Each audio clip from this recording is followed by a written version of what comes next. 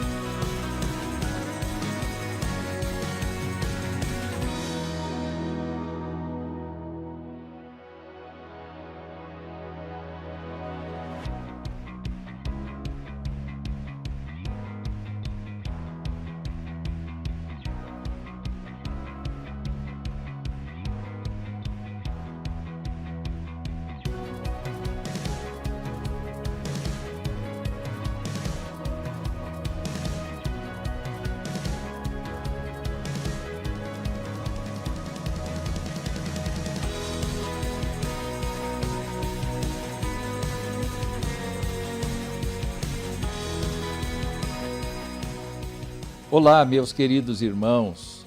Estou aqui para falar um pouco sobre a Bíblia comemorativa dos 70 anos da Igreja Presbiteriana de Jundiaí. Nossa igreja foi organizada em 29 de julho de 1951, portanto, há 70 anos. E de lá para cá, construímos uma presença sólida na cidade e na região.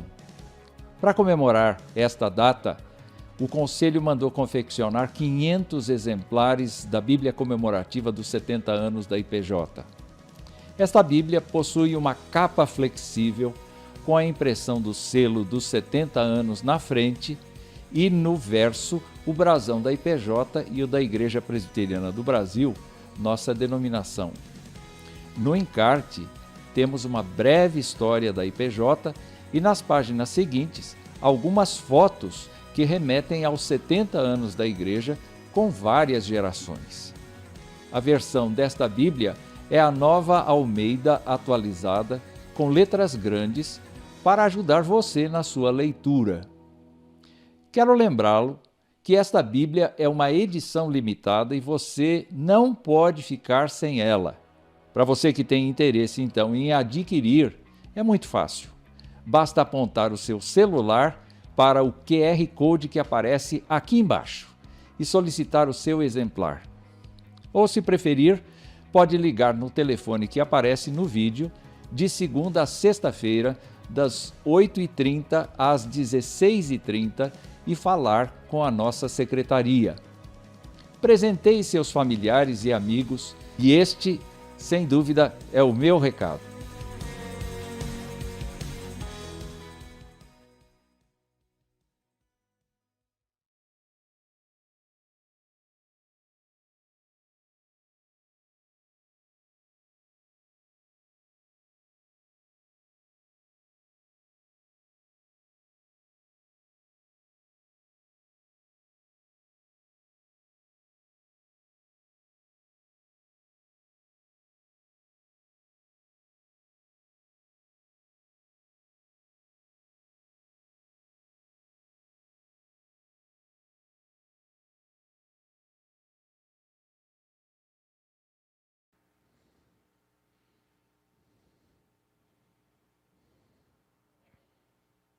Olá, queridos irmãos, muito boa noite a todos. Que a graça e a paz do Senhor Jesus estejam sobre todos vocês. Quero dar as boas-vindas aos irmãos aqui presentes, ao André. É muito bom também ter o Newton, a Suzy. Muito bom ter vocês aqui, Felipe. A equipe técnica também nos auxiliando, o Magno, o Fernando, o pastor Cleiton. Muito bom ter a todos aqui. E os irmãos que nos acompanham de casa, alguns já estão escrevendo aqui no chat, nossa irmã Daniela Moraes, Dona Maria Eglaine, presbítero Vlander, seu Zé Roberto Veronese, Nivanda, Dona Jacira, a Silvia, a Dini, aliás, a Silvia pede oração, né, por ela, Dona Marta, minha mãe também, Dona Ivonete, Dona Marta, Cristina Gomes, Dona Emília, a Emanuele, Eduardo, o Marcos, Diácono Marcos Xavier, Carolina Silva.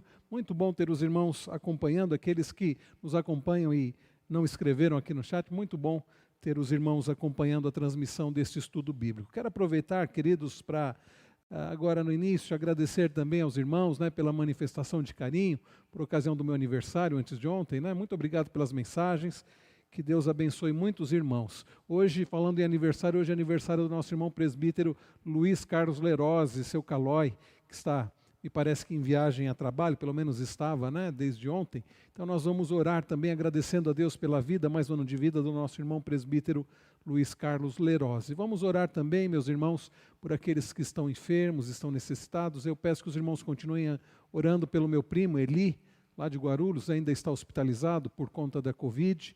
Vamos orar também por aqueles que estão enlutados, Dona Jacira, né, que por ocasião do falecimento da sua mãe, vamos continuar orando, e pelas famílias em geral, pelo nosso país, pela nossa nação, vamos orar nesse instante. Pai bendito, Pai celestial, nós damos-te graças por podermos estudar a Tua palavra, por podermos, ó Deus, nos reunir aqui, e também aqueles que podem acompanhar de suas casas. Agradecemos ao Senhor, ó Deus, por esta oportunidade. A Tua palavra é tão maravilhosa, a Tua palavra, ó Deus, é tão necessária. Nós, ó Deus, agradecemos por esta oportunidade.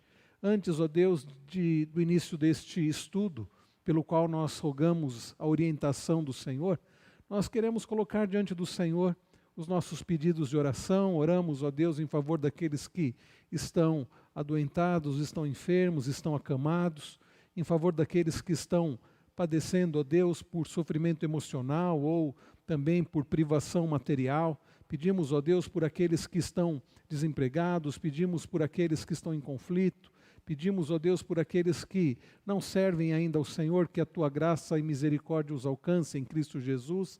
Pedimos, ó Deus, pelas famílias desta igreja, que o Senhor fortaleça as famílias.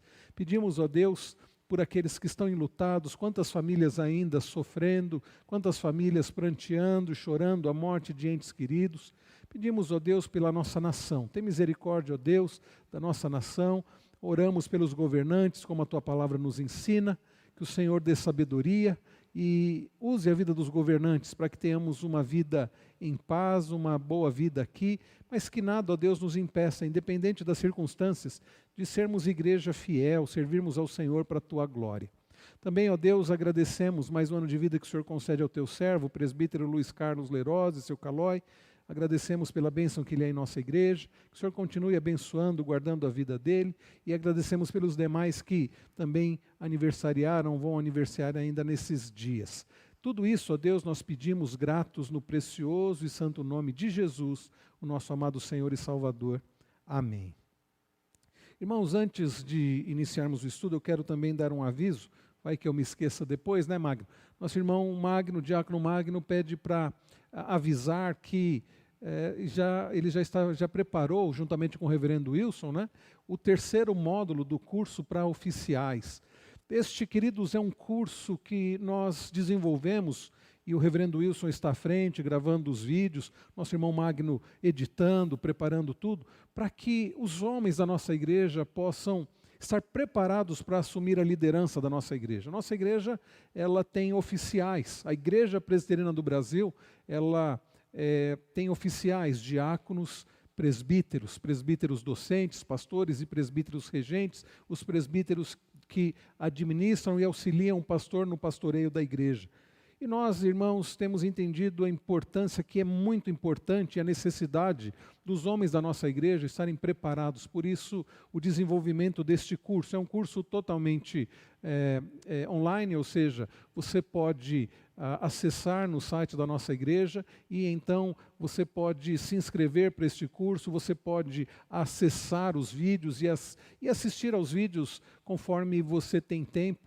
Então, faça isso, queremos ter homens preparados para que quando tivermos eleições, primeiro aqueles que já são oficiais, né, estejam preparados, e para aqueles que desejam se tornar oficiais na nossa igreja. Então, não deixe de participar. Se você deseja, né, ser um oficial da igreja, participe e assista aos vídeos.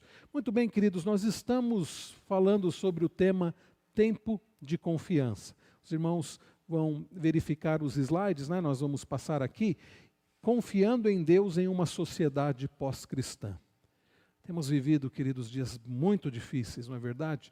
Temos vivido dias em que muitos têm entrado em desespero e muitos estão em busca de algo para se agarrar, como alguém que está à deriva, como alguém que está no mar e está se afogando e precisa se agarrar a alguma coisa. Muitos estão procurando alguma coisa para se agarrar. Alguns têm buscado se agarrar na esperança de uma melhora no quadro de saúde do mundo, no quadro econômico do mundo, então estão se agarrando na esperança de que as coisas vão melhorar. Afinal de contas, muita gente já se vacinou, então há uma grande esperança de que a coisa melhore.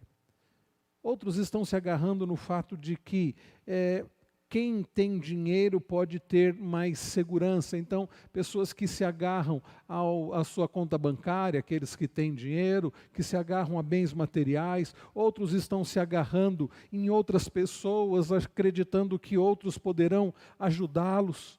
Sabe, queridos, tudo isso é muito preocupante, porque dinheiro nenhum nesse mundo, bem material nenhum nesse mundo, esperança de melhoria nenhuma, pessoa alguma, a não ser o próprio Deus, pode nos dar verdadeira segurança, verdadeira alegria, verdadeira paz. Então, se você precisa de confiança, você precisa depositar toda a sua confiança em Deus. Foi o que nós vimos no nosso primeiro estudo, a confiança em Deus. Aprendemos sobre a confiança na palavra de Deus. Vimos isso na semana passada. E hoje, queridos, o tema do nosso estudo é confiança em Cristo.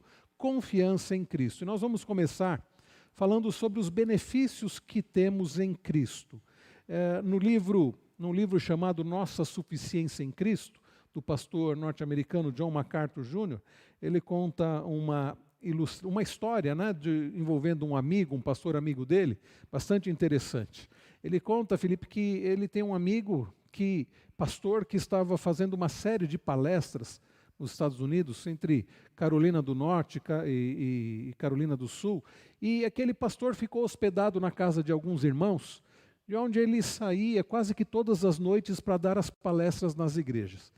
E em determinada semana, determinado dia, ele tinha que ir para uma cidade que estava a algumas horas da casa daquela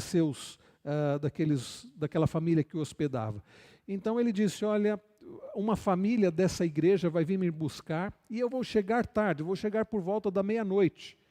Então ele saiu tranquilo, ele se despediu daquela família que estava abrigando ele e foi com aquele grupo da igreja. E de fato acabou a palestra, ele ficou ali, sabe como é que é, né, André? Aquela coisa de depois da palestra a gente fica conversando e toma um cafezinho. Quando ele chegou na casa daquela família que o estava hospedando, já era mais de meia-noite. Mas ele viu a luz acesa da porta, ele disse para aqueles irmãos que haviam levado ele até ali de carro, ele disse, olha, podem voltar, vocês ainda têm uma viagem longa e a luz está acesa, provavelmente eles estão acordados me esperando, para abrir a porta. Bem, ele chegou lá, bateu na porta e nada. Ninguém saiu. E ele bateu mais forte e ninguém saiu. Ele foi então pelos fundos, bateu na porta dos fundos e ninguém saiu. Era uma noite fria, mais de meia-noite, muito frio. Ele disse, e agora o que eu faço? Acho que eu vou no vizinho e de lá eu peço para usar o telefone para ligar para essa família. Aí depois ele pensou melhor, disse, não é bom incomodar pessoas que eu nem conheço, mais de meia-noite. Eu vou procurar um telefone público. E ele saiu então caminhando pela rua, né? E ele então, num determinado ponto ali, ele escorregou na grama e foi cair justamente num meio metro de água, uma água gelada, ele quase congelou ali. E ele conseguiu se levantar dali, foi se arrastando, foi andando, até que ele viu uma placa luminosa, era um hotel. Ele entrou naquele hotel, ele acordou o proprietário, ele disse, por favor, me deixe usar o seu telefone. Ele já estava bastante desgastado, bastante molhado, bastante gelado. Aí ele conseguiu ligar para os seus anfitriões, ele disse assim, olha, eu voltei para casa, vocês não abriram a porta, eu estou aqui num hotel, estou longe, você pode vir me buscar. E o irmão disse assim, mas pastor, por que o senhor não pegou a chave que eu lhe dei? Eu lhe dei a chave, o senhor colocou no paletó do seu casaco. Por que o senhor não pegou a chave? E de fato ele colocou a mão no casaco e lá estava a chave da porta. Ele havia se esquecido que aquele irmão havia deixado a chave com ele para ele poder chegar em casa e abrir a porta. John MacArthur conta essa história verídica para mostrar, queridos, como isso acontece com as pessoas em relação a Cristo.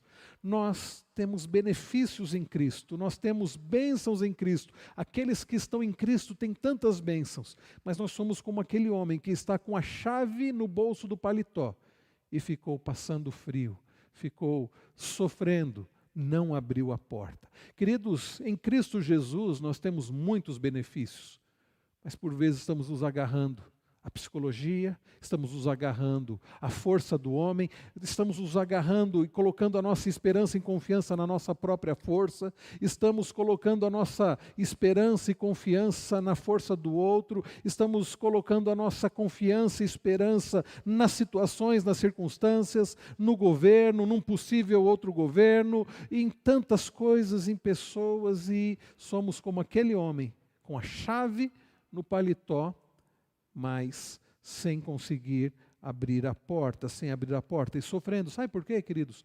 Porque fora de Cristo, fora do nosso Senhor e Salvador e bendito Redentor Jesus Cristo, não há verdadeira esperança. Fora de Cristo não há esperança. Você pode buscar, você pode clamar, você pode investigar e você não vai encontrar verdadeira esperança, verdadeira paz, verdadeira alegria e salvação fora do nosso Senhor e Salvador Jesus Cristo. Por isso preste bastante atenção no estudo desta noite, conquanto seja um estudo bastante resumido. Eu não coloquei nem de longe tudo que poderíamos estudar a respeito da obra de Cristo, ou dos benefícios que temos em Cristo, ou de quem é Jesus, pelo menos alguma coisa para nós termos uma ideia, uma base. Em primeiro lugar, queridos, é preciso dizer que cada crente, cada convertido está em Cristo. Vejam que Paulo escreve, segundo aos Coríntios 5,17, e assim, se alguém está em Cristo, é nova criatura, as coisas antigas já passaram, eis que se fizeram novas. Eu estou usando a Nova Almeida atualizada, que é a versão da Bíblia comemorativa. Se alguém está em Cristo, é nova criatura. Queridos irmãos, que maravilhoso saber a respeito da nossa identidade em Cristo. Não é esse o nosso tema nesta noite, mas este é um tema bastante interessante. Saber quem nós somos em Cristo. Desde a década de 60, se tem falado muito que o maior problema do ser humano é a sua autoimagem negativa. E se as pessoas tivessem uma autoimagem, uma imagem própria positiva, então eles não sofreriam, mas isso não é verdade. O problema do ser humano não é ter uma autoimagem negativa. O problema do ser humano é estar fora de Cristo. E mesmo cristãos acabam falhando por não entenderem que estão em Cristo. Então, queridos, isso é maravilhoso. Cada crente está em Cristo. Cada crente pode ter a certeza que, estando em Cristo, não há mais condenação para ele, porque nenhuma condenação há para os que estão em Cristo Jesus, Romanos 8:1. Aqueles que estão em Cristo são justificados. Aqueles que estão em Cristo já têm a certeza da vida eterna, são amados pelo Pai Celestial, fazem parte da família de Deus. Então, a sua esperança tem que estar em Cristo. Você precisa estar em Cristo. E aqui é preciso fazer uma pergunta. Você já está em Cristo?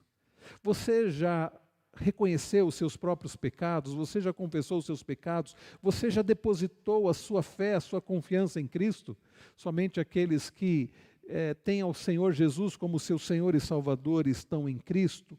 E se alguém está em Cristo, é nova criatura. Você é uma nova criatura. As coisas antigas já passaram, ou você continua na prática dos pecados, dos antigos pecados, ou não são antigos porque você continua na mesma prática. Uma das grandes bênçãos, então, daqueles que pertencem a Cristo é que eles estão em Cristo. E se estão em Cristo, Cristo está em cada crente. O apóstolo Paulo, ao escrever Colossenses 1:27, diz: a estes Deus quis dar a conhecer a riqueza da glória deste mistério entre os gentios, que é Cristo em vocês, a esperança da glória. Que maravilhoso saber que Cristo está em nós.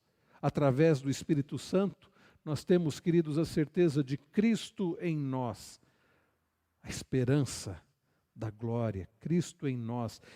Por isso que nós devemos depositar a nossa confiança em Cristo, se Ele está em nós, se é que Ele está em você. E, em terceiro lugar, devemos colocar a nossa confiança em Cristo, porque um outro benefício para nós, crentes em Cristo Jesus, é que através de Cristo, guarde isso, nós temos tudo que é necessário para uma vida agradável a Deus. E aqui eu coloco 2 Pedro 1:3 na nova versão transformadora, que eu achei que dá uma tradução mais fácil para a nossa compreensão. Diz assim, Pedro: Deus, com seu poder divino, nos concede tudo de que necessitamos para uma vida de devoção, pelo conhecimento completo daquele que nos chamou para si, por meio de sua glória e excelência.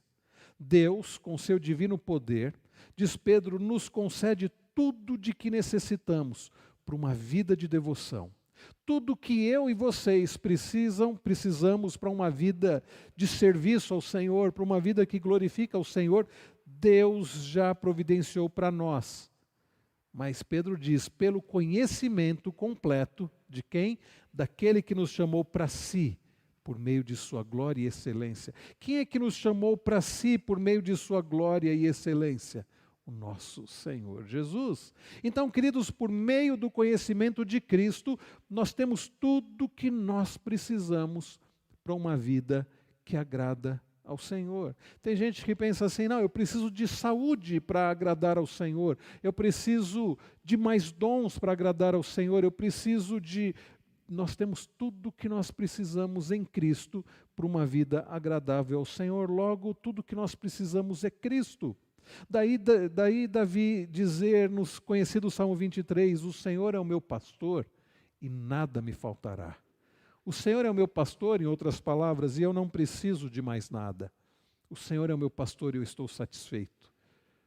Muitos anos depois, alguém que veio da descendência de Davi disse, eu sou o bom pastor que dá vida pelas suas ovelhas. Jesus Cristo é o nosso pastor, é aquele em quem nós temos tudo o que nós precisamos para uma vida agradável ao Senhor. Em quarto lugar, queridos, é preciso dizer que a graça de Cristo é suficiente para cada situação.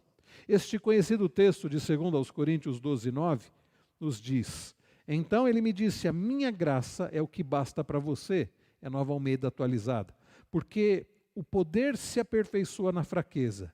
De boa vontade, pois, mais me gloriarei nas fraquezas, para que sobre mim repouse o poder de Cristo. A minha graça é o que basta para você. Ou como diz na versão revista e atualizada, a minha graça te basta. É curioso que Paulo vai falar sobre uma visão que ele teve, né, que ele recebeu, ou que Deus fez com que ele tivesse. E Paulo fala desta visão e ele diz, para que eu não me ensoberbecesse, foi-me posto um mensageiro de Satanás, um espinho na carne. Paulo conta, queridos, que ele orou, 3 vezes ele pediu para Deus tirar esse espinho. E a resposta de Deus qual foi? Foi esta: a minha graça é o que basta para você. Não é interessante isso, irmãos? A graça do Senhor é o que basta para nós. Neste mesmo livro, Nossa Suficiência em Cristo, do John MacArthur, ele conta a curiosa história, eu já contei aqui algumas vezes, daquele homem que tinha o sonho de participar de um cruzeiro de navio, e ele gastou tudo que ele tinha para comprar a passagem, e quando ele embarcou naquele navio, sem mais nenhum dinheiro, ele fez uma pilha, ele tinha levado uma pilha de sanduíches de amendoim para passar aquela semana no navio, afinal de contas, como ele comeria lá dentro, se não havia sobrado dinheiro. E depois de 2 ou 3 dias, aquele homem já não aguentava mais comer sanduíche de pasta de amendoim, até que ele segura no braço de um garçom e diz assim, pelo amor de Deus, o que eu preciso fazer para comer um pouco dessa comida? Afinal de contas, num navio desses de cruzeiro, é cheio de... Eu ouvi falar, viu, Nilton? Nunca participei de um cruzeiro, mas eu ouvi falar que é cheio de restaurantes, né? Os irmãos já participaram de um cruzeiro de navio? Não. Cheio de restaurantes, tal. E ele vendo tudo aquilo, e o dia inteiro, o garçom passando com bandeja, as pessoas comendo tudo do bom e do melhor, ele já desesperado perguntou, o que eu preciso fazer para comer, para você me dar um pouco dessa comida? O garçom disse, mas por que, meu senhor? O senhor não comprou a passagem? Ele disse, sim, comprei. Então, meu senhor, é tudo incluso. Veja, um homem comendo sanduíche de pasta de amendoim, podendo comer tudo do bom e do melhor ali. E, queridos, o John MacArthur conta que exatamente faz essa aplicação que, quando o Senhor diz, a minha graça te basta, nos ensina que nós temos a graça do Senhor, que é suficiente para as nossas vidas, mas nós agimos como aquele homem. Ficamos tentando resolver os problemas, encontrar conforto, alegria e paz em coisas que não podem nos dar, nem conforto, nem esperança, nem alegria e paz, porque só Cristo e a graça de Deus em Cristo pode nos dar. Então nós temos a graça de Deus em Cristo e não usufruímos dessa graça. Queridos, a graça de Cristo é suficiente para cada situação. Eu não sei o que você tem passado. Alguns possivelmente estejam passando crises no casamento, ou quem sabe no emprego, ou quem sabe problemas de saúde. O que a Bíblia nos diz é que existe graça de Deus suficiente em Cristo Jesus para lidarmos com estas questões. Não é que Deus vai mudar as circunstâncias, não é isso, mas que existe graça de Deus suficiente para as nossas vidas, para podermos ser sustentados com paz, com alegria, com confiança nas situações, nas circunstâncias difíceis. Deus não tirou o espinho na carne de Paulo. Não sabemos o que era aquele espinho. Não sabemos exatamente do que se tratava. Alguns acham que era um problema de saúde, outros acreditam que era alguém que perseguiu o apóstolo Paulo, outros têm outras teorias, especulação, a Bíblia não diz, não vamos ficar aqui especulando porque não podemos dizer nada com certeza. Mas uma coisa é certa, era algo que trazia sofrimento à vida do apóstolo, a ponto dele usar essa figura, espinho na carne. Se você já sofreu com espinho, você sabe o que Paulo estava dizendo. Mas Deus diz para ele, eu não vou tirar esse espinho, eu não vou remover o sofrimento, porque existe a minha graça que é suficiente para que você viva sustentado, com alegria, com paz, com fortalecimento, mesmo no sofrimento. O ímpio não tem isso. O ímpio, aquele que não tem a Cristo, ele depende de coisas, de pessoas, de substâncias para ter um pouco de alívio, como um lenitivo. Nós, queridos, temos a graça de Deus em Cristo Jesus para nos sustentar, mesmo em meio aos sofrimentos. A pergunta é: por que não fazemos uso desta graça? Por que não usufruímos desta maravilhosa graça? Até um famoso hino, né? Amazing Grace, maravilhosa graça. Quem escreveu este hino foi um homem, né, John Newton, que antes tinha sido alguém que havia trabalhado com transporte de pessoas escravas, havia trabalhado num navio de escravos, e ele então usou parte da sua vida para transportar pessoas que eram feitas escravas. E depois da sua conversão, muito arrependido por tudo que ele havia feito, ele entende a graça do Senhor e ele escreve este maravilhoso hino, Amazing Grace, um dos mais conhecidos de todo o mundo, maravilhosa graça. Queridos, há graça de Deus suficiente para as nossas vidas. No domingo passado eu falava sobre pessoas que carregam culpa, pessoas que não sabem lidar com a culpa. Como é bom saber que, assim como para Newton a graça do Senhor foi suficiente para que ele pudesse ser perdoado e liberto da culpa, também é para mim e para a sua vida. Existe graça de Deus suficiente em Cristo para sermos libertos da culpa, do medo, da ansiedade. Dinheiro não resolve o problema da ansiedade, pessoas não resolvem o problema de ansiedade, drogas não resolvem. Aliás, é muito comum nos nossos dias, os psiquiatras vão recomendando as drogas, os remédios, né? Talvez a palavra droga possa soar muito pesado ao seu ouvido, né? É melhor dizer remédio. Os remédios que as pessoas tomam vai trazendo um certo alívio, mas não resolve o problema. Pessoas com síndrome do pânico, com depressão, com ansiedade, vejam, coisas que eu não estou me referindo a problemas de fato orgânicos, estou dizendo problemas por causa de situações, né? Eu estou me referindo, por exemplo, a uma depressão causada por um desequilíbrio químico. Nós não somos contrários ao uso de medicação, de remédio. O problema é quando a raiz da questão não é orgânica e a pessoa fica tomando remédios apenas para trazer um certo alívio. Porque o remédio pode dar um alívio, mas não vai resolver o problema da culpa, não vai resolver o problema do medo, não vai resolver o problema do desespero do coração da pessoa.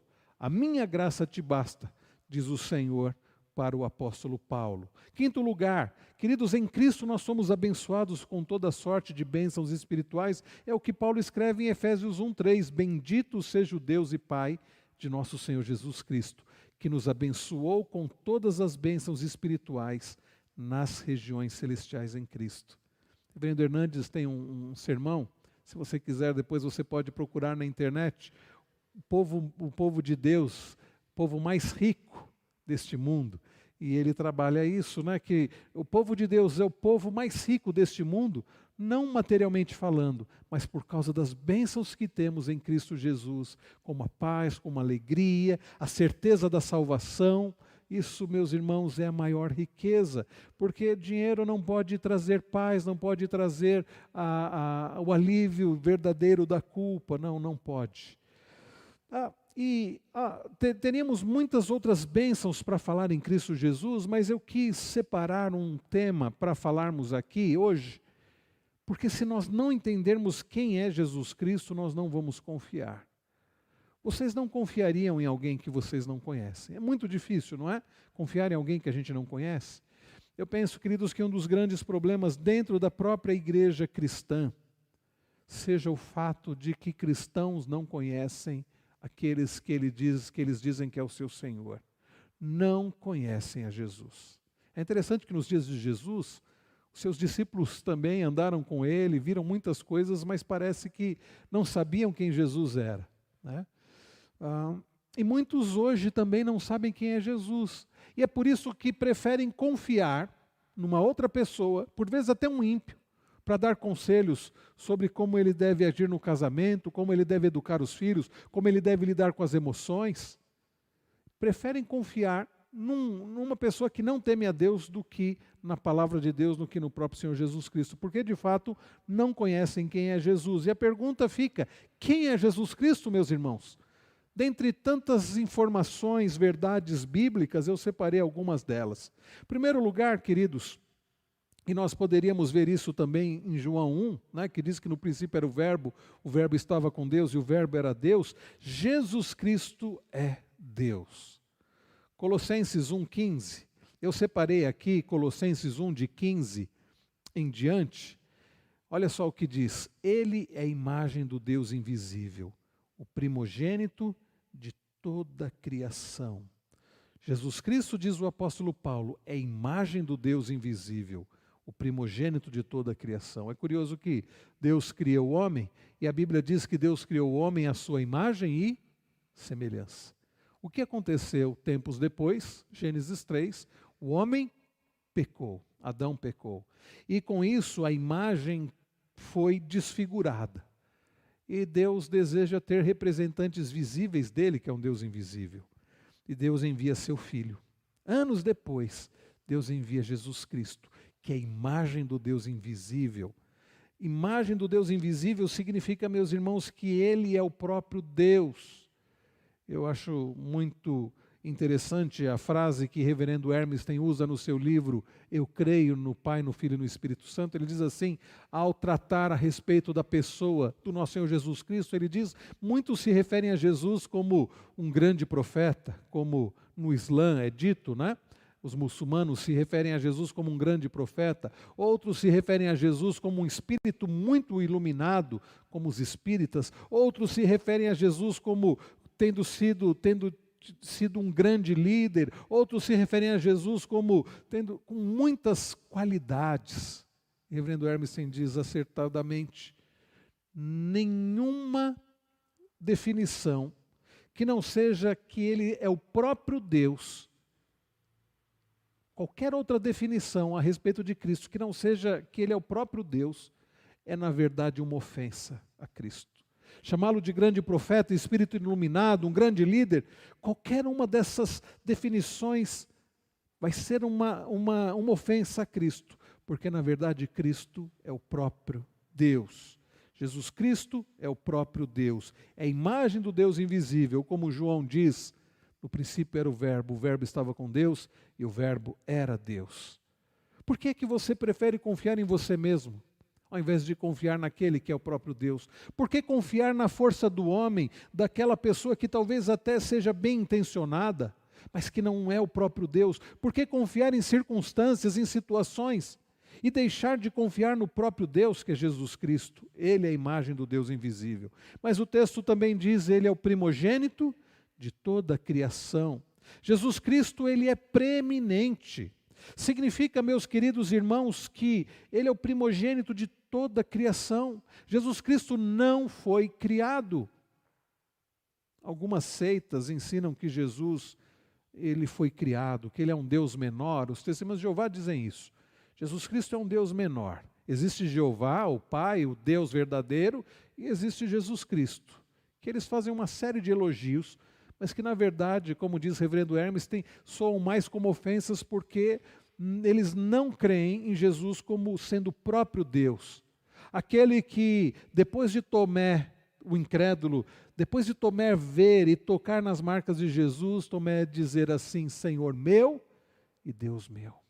Jesus Cristo, queridos, é o próprio Deus e é o primogênito de toda a criação. Jesus Cristo sempre existiu. Ele diz, antes de Abraão existir, eu sou. Jesus sempre existiu.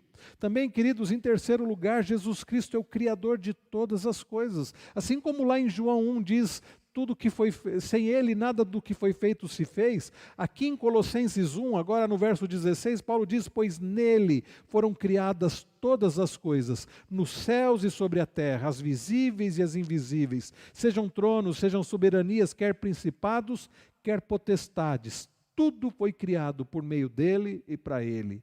Queridos irmãos, pensem que aquele que havia sido preso, aquele no qual colocaram uma coroa de espinhos, aquele que os soldados romanos cuspiram, escarneceram, Estava ali diante daqueles homens o próprio Deus, aquele pelo qual todas as coisas vieram a existir.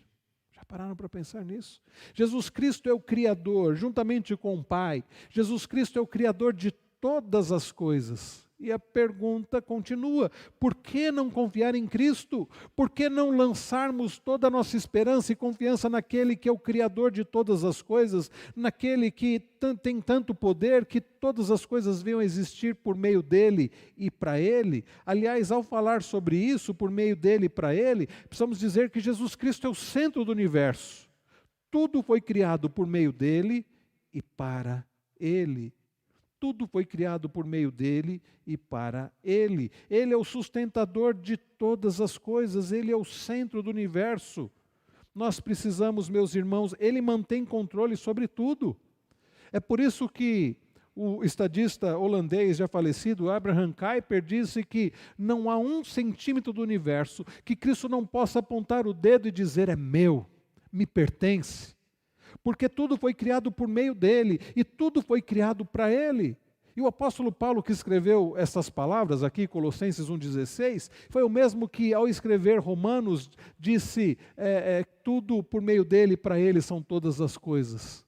Porque dele, por meio dele e para ele são todas as coisas. A ele, pois, a glória eternamente. Amém. Você confia em Cristo. Você confia naquele que é o centro do universo. Você confia naquele que é o Criador de todas as coisas. Você confia naquele que sustenta todas as coisas. Se você não faz isso, você está perdendo tempo.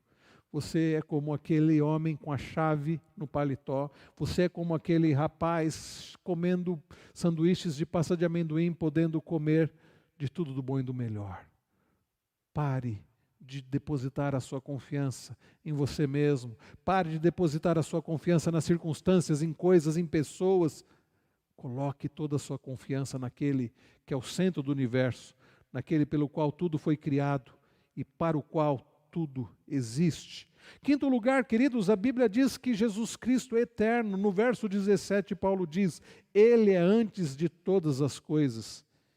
E ele diz mais: nele tudo subsiste. Além de Cristo ser eterno, nele tudo subsiste, ou seja, Jesus Cristo é o sustentador de todas as coisas, ele mantém controle sobre tudo, nele tudo subsiste. Nada pode existir fora de Cristo. Você sabia disso? Os cientistas podem trazer as teorias das leis, ok, mas por trás de tudo isso, meus irmãos, está Cristo. Por trás da existência de todo o universo está o próprio Senhor Jesus Cristo. No verso de número 18, então, Paulo diz que ele é a cabeça do corpo, que é a igreja. Ele é o princípio, o primogênito dentre os mortos, para ter a primazia em todas as coisas. Preste atenção no início deste texto. Ele é a cabeça do corpo, que é a igreja. Jesus Cristo é o Senhor da igreja, rei e doador da vida para a igreja. É por isso que a igreja deve servir a Cristo. A igreja não serve pastor, a igreja não serve a sociedade, acima de tudo, a igreja serve a Cristo. A igreja existe para a glória de Cristo. E a igreja deve fazer tudo conforme a vontade de Cristo, que é o cabeça, que é a cabeça. Mas Paulo diz que ele é o primogênito dentre os mortos, ou seja, Jesus Cristo é o princípio e o primogênito. Sem a ressurreição de Cristo, não haveria nenhuma ressurreição. É por isso que o apóstolo Paulo, lá em 1 Coríntios 15, ele vai tratar de uma heresia que estava sendo ensinada lá naquela igreja em Corinto, que era dito que não haveria ressurreição no último dia, que os crentes em Cristo não ressuscitariam no último dia. Então Paulo traz um arrazoado dizendo: bom, se não haverá ressurreição de mortos, é porque Cristo não ressuscitou. E se Cristo não ressuscitou, é vã a nossa fé, é vã a nossa pregação. Quem morreu em Cristo, deixou de existir. Paulo diz isso. E nós somos os mais infelizes de todos os homens, se Cristo não ressuscitou. Mas então no verso 20, Paulo diz: mas de fato Cristo ressuscitou, sendo ele as primícias dos que dormem. Ou seja, foi o primeiro que ressuscitou e garante para nós a certeza da nossa ressurreição. Tem gente desesperado para tentar viver um pouco mais. Mas nós não precisamos temer a morte, porque Cristo ressuscitou. Cristo é o princípio e o primogênito. Ele é o princípio e o primogênito dentre os mortos, nos garantindo que nós seremos ressuscitados. Eu e vocês, nós vamos morrer se Jesus não voltar antes. Mas a nossa esperança é que aquele que venceu a morte e ressuscitou dentre os mortos, ele irá nos ressuscitar e nós receberemos um corpo semelhante ao dele, ou seja, o nosso corpo será transformado em glória. É nisso que está a sua esperança? Ou você tem esperança nesta vida? Paulo disse, a nossa esperança em Cristo for apenas nesta vida, nós somos os mais infelizes de todos os homens. Sua esperança em Cristo é apenas para esta vida? Sua esperança em Cristo, sua esperança está nesta vida? Se está, você vai se frustrar. Não é difícil de você ficar ansioso, com medo, desanimado. Mas se a sua esperança em Cristo é além desta vida, se a sua esperança está em Cristo, o Cristo ressurreto que venceu a morte e nos garante a vida eterna, a ressurreição e um corpo glorificado, então você não precisa temer a morte, você não vai ficar ansioso, você não precisa ter medo. Nono lugar, irmãos, Jesus Cristo é supremo, incomparável. Verso de número 19, Colossenses 1,19. Porque Deus achou por bem que nele, em Cristo, residisse toda a plenitude. Significa que, sendo Jesus o próprio Deus, nele reside toda a plenitude do próprio Deus. Ele é supremo, ele é o incomparável. É nele que está a sua esperança. 10º lugar, Colossenses 1,20. Jesus Cristo é o reconciliador de todas as coisas. Olha que maravilhoso Paulo diz. E que, havendo feito a paz pelo sangue da sua cruz, por meio dele, reconciliasse consigo mesmo todas as coisas, quer sobre a terra, quer nos céus. Como eu disse, irmãos, tem muita gente carregando culpa. Tem muita gente à base de remédio, tentando resolver o problema da culpa, do medo, da ansiedade. Porque não há paz fora de Cristo. Para que haja paz, para que houvesse paz, foi necessário o próprio Deus, foi necessário o Cordeiro de Deus vir a este mundo e se dar em favor dos seus, derramar o seu precioso sangue e nos reconciliar com o próprio Deus. E havendo feito a paz pelo sangue da sua cruz, você tem paz, você tem a Cristo, a sua esperança está no Cordeiro de Deus que tira o pecado do mundo. E por último, meus irmãos, Colossenses 1,20, podemos ver que Jesus Cristo é o pacificador e reconciliador. Ele diz, reconciliasse consigo mesmo todas as coisas, quer sobre a terra, quer nos céus. Quer sobre a terra, quer nos céus. Irmãos, quem é Jesus Cristo? É o próprio Deus. Quem é Jesus Cristo? É aquele que se entregou pelo seu povo, o bom pastor que dá a vida pelas suas ovelhas. Quem é Jesus Cristo? É aquele que tem todo o poder. Aliás, o próprio Jesus disse, todo o poder me foi dado, nos céus e na terra. Quem é Jesus? Você conhece a Cristo? A sua esperança está em Cristo. Você tem alegria? O apóstolo Paulo diz lá em Filipenses 4, alegrai-vos sempre no Senhor. Outra vez digo, alegrai-vos. A sua alegria está no Senhor. Jesus Cristo é a sua alegria. Jesus Cristo é a sua paz. Irmãos, antes de encerrarmos, eu quero compartilhar com vocês e meditar neste texto de Marcos 4. Esse é um texto que frequentemente eu menciono ele aqui porque é uma das passagens em que nós podemos ver a respeito do cuidado, do amor e do poder de Cristo. Naquele dia, sendo já tarde, Jesus disse aos discípulos, vamos passar para outra margem. E eles, despedindo a multidão, o levaram assim como estava, no barco. E outros barcos o seguiam. Ora, levantou-se grande temporal de vento, e as ondas se arremessavam contra o barco, de modo que o mesmo já estava se enchendo de água. Aqui o contexto, meus irmãos, Jesus dá uma ordem para os discípulos, atravessar o chamado Mar da Galileia, que na verdade é um grande lago, Mar da Galileia. E por obediência a Jesus, eles entram no barco e outros barcos seguiam. E o texto diz que se levantou grande temporal. O barco já estava se enchendo de água. Na continuação do texto diz que Jesus estava na popa, dormindo sobre o travesseiro. Os discípulos o acordaram e lhe disseram: prestem atenção na pergunta que os discípulos fazem para Jesus.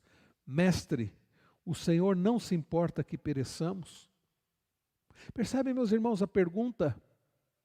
Aqueles homens pescadores experimentados estavam com medo. A tempestade era tão forte, o vento era tão forte, as ondas, que o barco era lançado de um lado para o outro.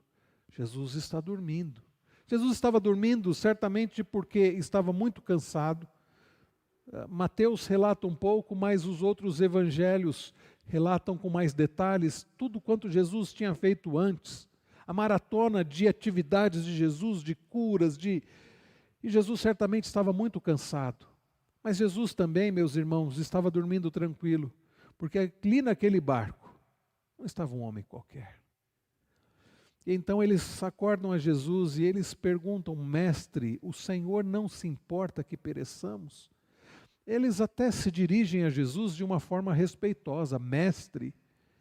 Eles fazem uma pergunta: não te importas, não se importa que pereçamos? O que eles estão querendo dizer com isso, meus irmãos? Que Jesus não se importava. Há muitos que acham que o Senhor é alguém que não se importa conosco. Há muitos que ainda não sabem quem é Jesus, não sabem do amor de Cristo, não sabem do poder de Cristo.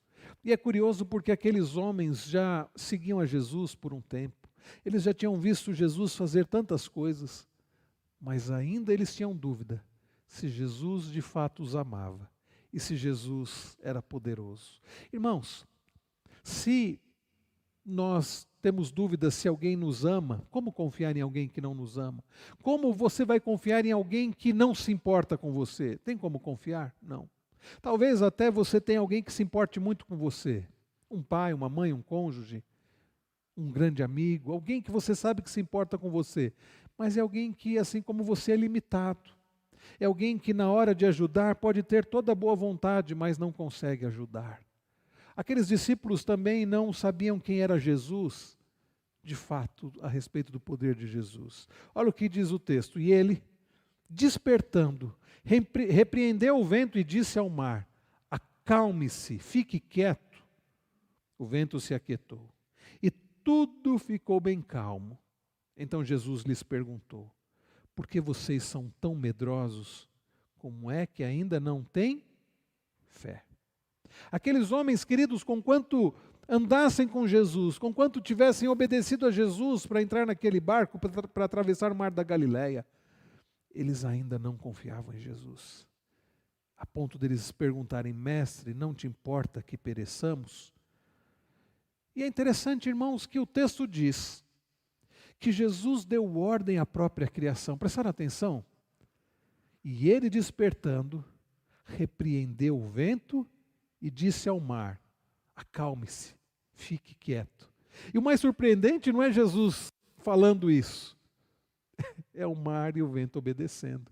Porque você pode falar para o mar se aquietar, para o vento se aquietar, você pode repreender o vento, mas não vai acontecer nada. Mas Jesus deu ordem. O texto não diz que Jesus orou ao Pai. O texto diz que Jesus deu ordem à própria criação. E a criação fez o quê? Obedeceu. E sabe por quê, meus irmãos, que a criação obedeceu? Lembram-se do que Paulo escreveu? Que nós lemos ainda há pouco? Tudo foi feito por meio dele, por ele e para ele. Jesus Cristo tem poder sobre a criação. Jesus Cristo é o Criador, é o Senhor. Como o vento e o mar não obedeceriam ao Senhor dos Senhores, ao Criador, ao Todo-Poderoso? E então Jesus pergunta para os discípulos: por que vocês são tão medrosos? Como é que ainda não têm fé? Irmãos, é o que Jesus pergunta para nós hoje. Por que nós somos tão medrosos? Por que nós não temos fé? Se nós temos um Senhor que se importa conosco, você tem dúvida disso? Ele entregou a própria vida por nós. Paulo diz: é possível que, pelo bom, alguém até resolva morrer, mas por pessoas como nós, que são imerecedoras, pecadoras, bem, nós temos um Senhor que nos ama tanto, que deu a própria vida por nós. O bom pastor dá vida pelas suas ovelhas. Ele conhece as suas ovelhas, ele ama as suas ovelhas. Talvez então você não confie em Jesus, porque será que ele tem poder para fazer alguma coisa? Ele tem poder sobre toda a criação. Por que é que não confiamos em Jesus? Por que que somos medrosos? Por que que ainda não temos fé? É a pergunta que fica. E é curioso que o texto termina dizendo que os discípulos, que antes estavam morrendo de medo da situação, das circunstâncias, da tempestade, do mar, agora eles possuídos de grande temor. Eu tive um professor de um curso de pós-graduação de aconselhamento bíblico, o Dr. Samuel Smith, um americano que vem frequentemente ao Brasil. Ele, uma vez expondo para nós esse texto lá no curso lá da pós-graduação, ele disse assim que esse temor aqui é o medo santificado, que Deus santificou o medo daqueles discípulos. E agora eles, possuídos de grande temor, diziam uns aos outros: quem é este, que até o vento e o mar lhe obedecem? Bem, este é o próprio Deus. Queridos irmãos, a nossa confiança precisa estar naquele que é todo amoroso, que se importa conosco. Ele se importa com os seus medos. Não pergunte como os discípulos: mestre, não te importa que pereçamos? Ele se importa sim. Ele se importa com a sua dor. Ele sabe o que é sofrer. Isaías disse que as pessoas olhavam para ele, Isaías escreveu isso 700 anos antes disso acontecer, que as pessoas olhavam para ele e não faziam caso. Homem de dores e que sabe o que é padecer. Dele não fizemos caso. Jesus sabe o que é ser abandonado, o que é ser traído, o que é ser humilhado. Ele foi cuspido, colocaram na sua cabeça uma coroa de espinhos, e os soldados então, diante do Rei dos Reis e Senhor dos Senhores, eles escarneciam, batendo nele com caniço, dizendo: salve, Rei dos Judeus. E alguém olhou para ele e disse: se és o Rei dos Judeus, se é de fato um Deus, desce daí. Um dos soldados escarneceu, um dos ladrões ao seu lado escarneceu. Mas, queridos, de fato estava ali na frente daqueles soldados, no meio daqueles dois ladrões, o Rei dos Reis e Senhor dos Senhores. Irmãos, por que é então que não colocamos a nossa confiança nele, que é todo amoroso e todo poderoso? Quero convidar você para fechar os seus olhos. Eu não sei como você tem vivido, eu não sei como você tem lidado com o seu medo, com a sua ansiedade. Eu não sei em quem você tem colocado a sua confiança e esperança. Eu não sei como você tem lidado com a culpa. Eu não sei. Mas uma coisa eu sei. Há alguém que é suficientemente amoroso, se importa conosco. Alguém que é suficientemente poderoso. Ele é o Criador de todas as coisas. Ele tem domínio sobre tudo. E este alguém disse: vinde a mim todos que estáis cansados e sobrecarregados, e eu vos aliviarei. Aprendei de mim, que eu sou manso e humilde de espírito, e vocês vão encontrar descanso. Deposite a sua confiança em Cristo.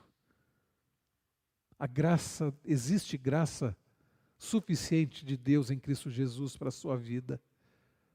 Pare de buscar fora de Cristo paz, alegria, segurança.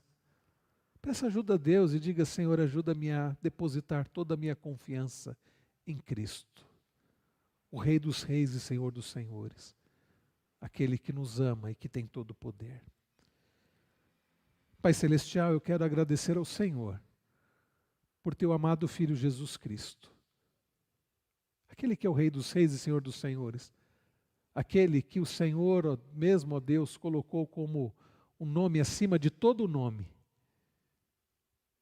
Senhor, eu quero agradecer porque em Cristo nós temos tudo o que nós precisamos. Pai, perdoa-nos porque por vezes negligenciamos a Tua graça em Cristo. Por vezes, ó Deus, deixamos de confiar em Cristo. Agimos como aqueles discípulos. Ficamos com medo das circunstâncias, mesmo tendo Jesus conosco. Há muitos que ainda não sabem quem é Jesus. Quem é aquele que até o vento e o mar lhe obedecem? Senhor, ajuda-nos a saber quem é Cristo.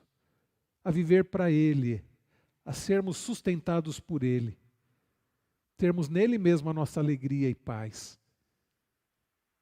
Possamos dizer como o teu servo apóstolo Paulo, porquanto para mim o viver é Cristo e o morrer é lucro. Abençoa o teu povo, Senhor. Ajuda-nos, ó Deus, a vivermos para Cristo e fortalecidos nele e para a glória dele. E é no nome dele que nós oramos gratos. Amém. Amém. Queridos, nós queremos agradecer aos irmãos que aqui estão, aos irmãos que nos acompanharam até agora pela internet. Queremos lembrar que haverá programação dos jovens adolescentes. Eu creio que esse sábado, a dos adolescentes vai ser online, Cleiton? Então, a programação dos adolescentes, 18 horas online, programação dos jovens também. André, está sabendo aí da programação dos jovens ou não? Como é que está? No Eloy Chaves agora esse sábado, né? Ok, muito bem. E também, irmãos, próximo domingo, se Deus assim permitir, teremos o culto de louvor e adoração ao nosso Deus às 9 da manhã, logo em seguida estudo Escola Bíblica Dominical, temos tido classe para os adolescentes, classe para as crianças, classe de catecúmenos e a classe única aqui para adultos e jovens. Também, domingo, às 19 horas, culto de louvor e adoração ao nosso Deus. Algum aviso mais, queridos irmãos? Nós já falamos, né, Magno, do módulo novo para curso de oficiais, já temos o 3º módulo, mas algum aviso? Não? Então, que Deus abençoe a todos, dando a todos um ótimo restante de semana, em nome de Jesus.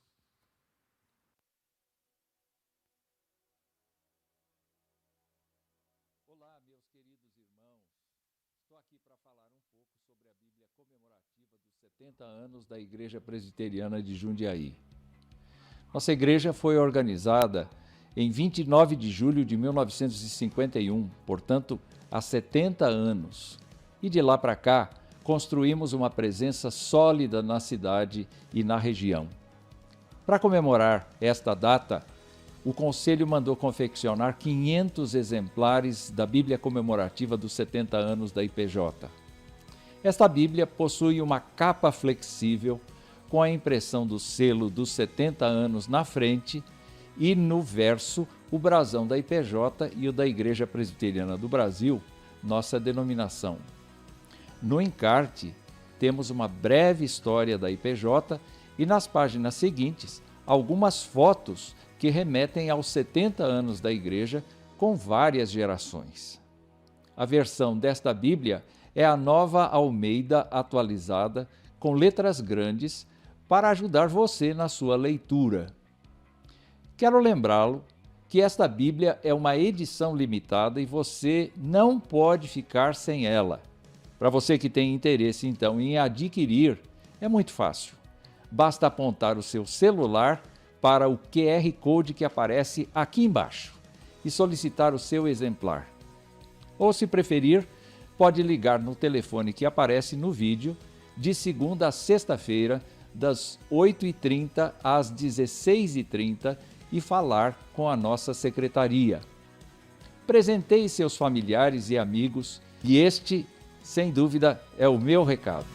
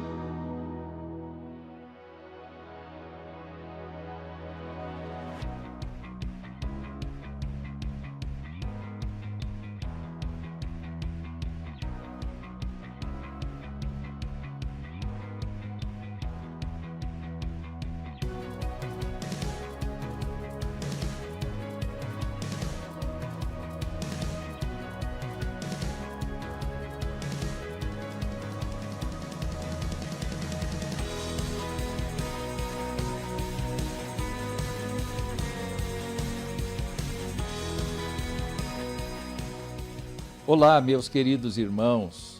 Estou aqui para falar um pouco sobre a Bíblia comemorativa dos 70 anos da Igreja Presbiteriana de Jundiaí. Nossa igreja foi organizada em 29 de julho de 1951, portanto, há 70 anos. E de lá para cá, construímos uma presença sólida na cidade e na região. Para comemorar esta data, o Conselho mandou confeccionar 500 exemplares da Bíblia comemorativa dos 70 anos da IPJ. Esta Bíblia possui uma capa flexível com a impressão do selo dos 70 anos na frente e no verso o brasão da IPJ e o da Igreja Presbiteriana do Brasil, nossa denominação. No encarte, temos uma breve história da IPJ e nas páginas seguintes, algumas fotos que remetem aos 70 anos da igreja com várias gerações.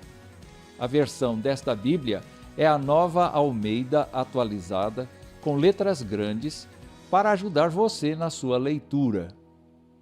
Quero lembrá-lo que esta Bíblia é uma edição limitada e você não pode ficar sem ela. Para você que tem interesse, então, em adquirir, é muito fácil.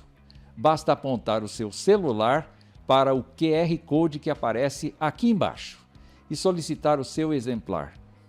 Ou, se preferir, pode ligar no telefone que aparece no vídeo de segunda a sexta-feira, das 8h30 às 16h30 e falar com a nossa secretaria. Presenteie seus familiares e amigos e este, sem dúvida, é o meu recado.